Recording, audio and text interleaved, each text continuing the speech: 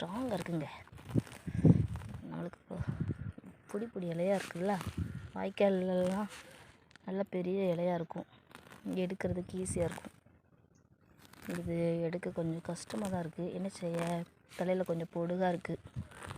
அதுக்கு எண்ணெய் காய்க்கிறதுக்கு எடுக்கிறதுக்கு ரொம்ப இடம் தேடி கண்டுபிடிச்சி இப்போ தாங்க கண்டுபிடிச்சி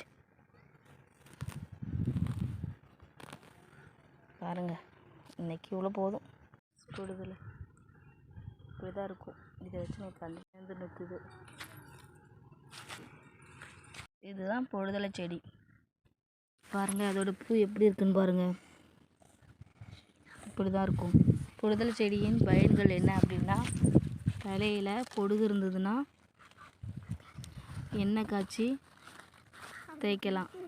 எண்ணெயாக காய்ச்சி நல்லெண்ணெயில் இது இலையை நல்லா அலசி கட் பண்ணி காய்ச்சி தலைக்கு தேய்ச்சி குளிக்கலாம்.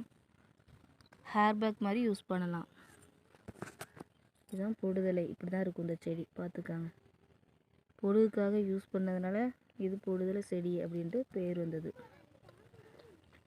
தலையில் பொடுகு எப்படி இருக்குமோ அதேமாரியே அது பூ இருக்கு பாருங்க.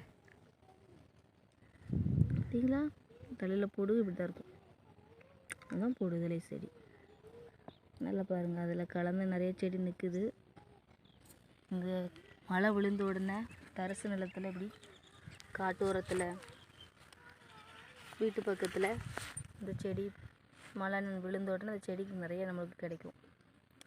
வாய்க்கால் ஓரத்துலேயும் எப்பவும் கிடைக்கும். நம்ம ஊர் சைடில் மழை விழுந்துட்டுன்னா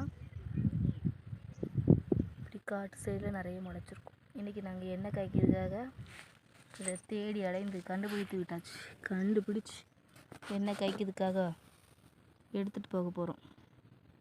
இந்த வீடியோ பிடிச்சிருந்தா சப்ஸ்கிரைப் பண்ணுங்கள், லைக் பண்ணுங்கள், கமெண்ட் பண்ணுங்கள். தேங்க்யூ.